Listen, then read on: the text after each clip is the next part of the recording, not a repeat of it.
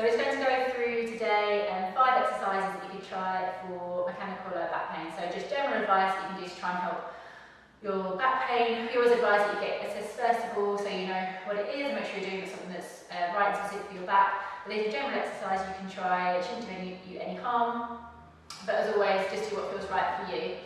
Okay, so just to introduce myself, my name's Anna, so I'm a physio, and I've got a physio clinic and Pilates studio in Essex, and I'm just trying to upload a few of these videos just to try and help you with some ideas to help out if you've got any problems. So we're focused on the back this month, and yeah, today we're going to do 5 exercises to help with mechanical lower back pain. Okay, so we're going to come down onto our hands and our knees. So the first one we're going to try is called Superman. So we're going to take our knees under our hips and our hands underneath our shoulders. In Pilates we call this one swimming actually, but yeah, it might be called Superman as well, you might have heard it called that. So shoulders are down away from our ears. We're going to try and find a middle point of our lower back, so it's not too arched, not too flat, and then you're going to draw it into your stomach muscles, and then you're going to take your opposite arm and opposite leg and stretch them away, and then taking them back down again, and then switching sides, other arm and other leg, stretching away and coming back down. So you're breathing out as you stretch away, and breathe in as you come back in. Try and think about keeping your pelvis level, keep your core switched on, squeeze your glutes, so squeeze your bum muscles as you stretch your leg back behind you here as well. Try and think about keeping your back level. So we're using our core here, so it can be really helpful to strengthen our lower back. If we're having problems with it, the stronger it is, the more tolerant it's going to become to different movements, different activities. So strengthening our back is a really good place to start. Okay, so opposite arm, opposite leg, stretching your fingertips and your toes as far away as you can. We'll go for 2 more on each side.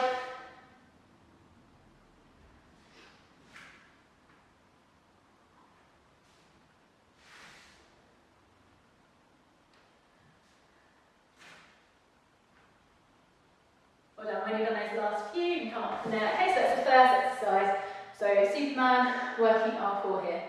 We're going to do a second exercise now. This one is called the pull in prone. This is a Pilates exercise. And again, it's going to work our core. You might feel it working around your shoulders as well. But it's a good one again to engage through your core, strengthen through your stomach and your back muscles. So again, we're coming onto our hands and knees. Knees under hips and hands under shoulders. Tucking our toes under this time. Again, we're finding that middle position with our spine. We call it neutral spine in Pilates. Draw into your core, shoulders are down away from your ears. And then you're just going to hold your knees just an inch or so from the floor. And then slowly lower them back down again. So breathing to prepare. Breathing out as you hold your knees up. Breathe in and hold at the top. And breathe out as you lower them back down. So nice little hobble with those knees. Staying strong for your shoulders, strong for your core, long for your back. Drawing it into those stomach muscles, okay? So just a little hover your knees, just an inch or so from the floor. It doesn't need to be a big lift. And actually it's a little bit harder if you just do a little lift than if you lift your knees further. Okay, so just try and go for a hover of an inch or 2 from the floor with your knees before you lower them back down again. We'll go for 2 more here. Keep it nice and slow. Really control your knees on the way down as well. Keep that control as you lower. Last one. And then plant up your toes. So that's your second exercise, your pull in prone. The third exercise, number 3, that we're going to do is the cat stretch. So this one is a really nice one to mobilise through our spine. So again, we're staying on our hands and knees one more time. So knees under our hips, hands under our shoulders again here. Again, just watch your shoulders don't creep up to your ears. Keep them back and down. And you're going to start with your tailbone. We're going to take our tailbone and we're going to tuck it under. And then we're curling and rounding all the way through our spine, working all the way through to the top of your neck, taking your chin into your chest last. And then you're going to go back the other way, so untucking your tailbone, and you're arching all the way through your spine, working all the way through to the top of the neck, looking forward if you can up towards the ceiling last. Try not to let your shoulders much up, keep them down away from your ears. Try and breathe out as you move through your spine. Breathe in and hold your stretch, and breathe out as you move back the other way. So I was trying to time exercise without breathing, because I'm a Pilates instructor, I suppose that's how we're taught to teach the exercises.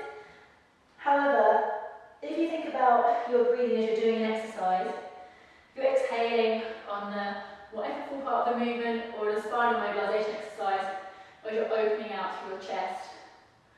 It can really help you increase your range of movement and make your movement feel a little bit easier. So you often find that you're quite tense if you've got lower back pain. So actually, if you time your breathing, you focus on your breathing as well as your movement, that can help the movement feel a little bit easier and take the focus away from the pain that you might have. Okay, so it might make it a bit easier for you to move. You feel a bit more relaxed as you're moving as well. A nice deep breath out can really help your body to relax. And often when we've got pain, we tend to tense up, don't we? Okay, so we're just going to go for one more in each direction, really articulating through our spine. So this is mobilising through our back. Hopefully it feels like a nice stretch into your spine. And then we've done one more in each direction, just come back to the middle point, coming back from there. So that's your third exercise, that's your cat stretch. So we're going to go for 2 more exercises. Our other 2 exercises we're going to go for on our back. So number 4, fourth exercise is going to be an exercise called dead bugs, or in Pilates you might call it the one leg stretch. And I'm going to show you 2 options here. So there's an easier and a harder option depending on how irritable your back is. So if it's really uncomfortable, you might stick with the easier option. If your back is just a little bit niggly and you feel like you need to strengthen it to stop an episode recurring, go with the harder option, okay? So again, we're just going to think about the position of our back to start with. We don't want our back really arched. We don't want it completely flat into the floor. Somewhere in the middle. Keep your core working. So your easier option, take your hands up to the ceiling. Keep your core engaged again. So think about drawing your belly button in towards your spine. Keep your pelvis level. Try not to let your back move on the floor. You're going to take your opposite arm back as you stretch your opposite leg away, and then take your arm in as you take your leg in, and then switch sides, opposite arm and opposite leg, and then coming back in again. So breathe out as you stretch away, and breathe in as you come back in. Your harder option here, we're taking your legs off the floor, so taking your legs into what we call double tabletop, and then again, opposite arm and opposite leg, breathing out as you stretch away, and breathing as you come back in. So you should really feel your abdominals engaging on this one, especially if you're doing your double tabletop version. So nice straight arms. Think about keeping your ribs flat to your stomach, drawing into your belly button, keeping your back neutral on the floor. Try not to let the arch increase. As you stretch away your opposite arm and opposite leg, breathing out as you stretch away, breathe in as you come back in again. We'll go for one more on each side.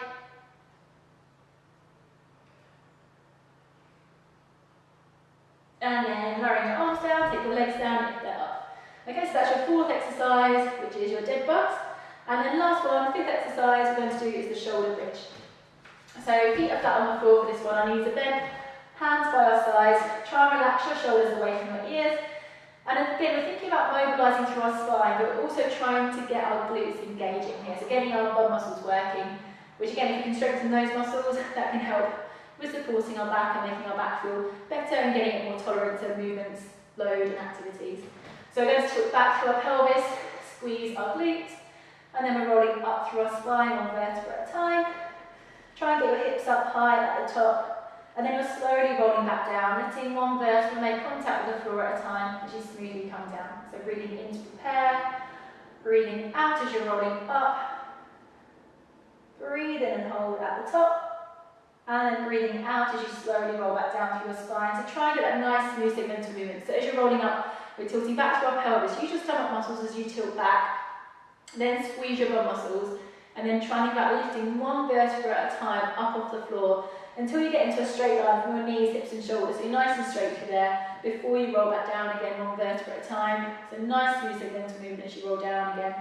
So really try and articulate through the spine as you roll up and roll back down. We'll just go for 2 more of our shoulder bridge then. So really think about squeezing your glutes as you roll up. You might feel a stretch into the front of your hips at the top as well if you're quite tight into your hip flexors, if you do a lot of sitting, maybe if you're working, you're at a desk a lot of the time. Last one. So when you've done that last one, rolling down from there. And then when you're ready from there, take a sit back up. So there are your 5 exercises to help with mechanical low back pain, or non-specific low back pain we also call it. Okay, so see how you get on with those. Hopefully you find them helpful. Yeah, give them a try.